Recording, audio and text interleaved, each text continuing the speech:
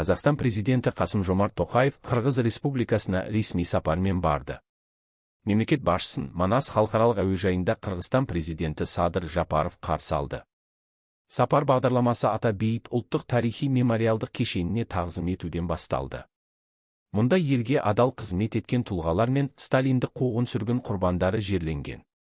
Мемлекет басшысы 1916 жылғы үркіншілік құрбандарына арналған ескерткішке гүл қойып, Шыңғыс Айтматовтың бейітіне зиярат етті.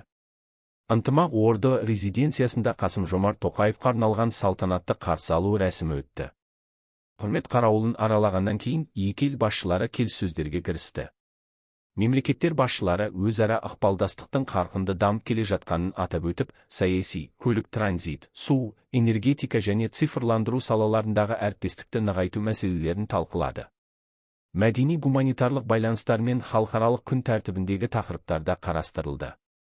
Жоғары мемлекетаралық кеңес отырысында екі елдің бірқатар министрлері баяндама жасап, ғылым мен білім саласындағы ынтымақтастықтың жаңа бағыты Ош мемлекеттік университетінде Еуразия ұлттық университетінің филиалының ашылғанын хабарлады. Келіссөздер қорытындысы бойынша мемлекет басшылары бірлескен мәлімдемеге және жоғары мемлекетаралық кеңестің шешімдеріне қол қойды. Сондай-ақ делегациялар екі жақты сауда айналымын 2030 жылға қарай $3 миллиард жеткізуді көздейтін жол картасымен және басқа да құжаттармен алмасты. Сапар аясында Қасым-Жомарт Тоқаев Қырғызстан президенті Садыр Жапаровты Алтын Қыран орденімен марапаттады.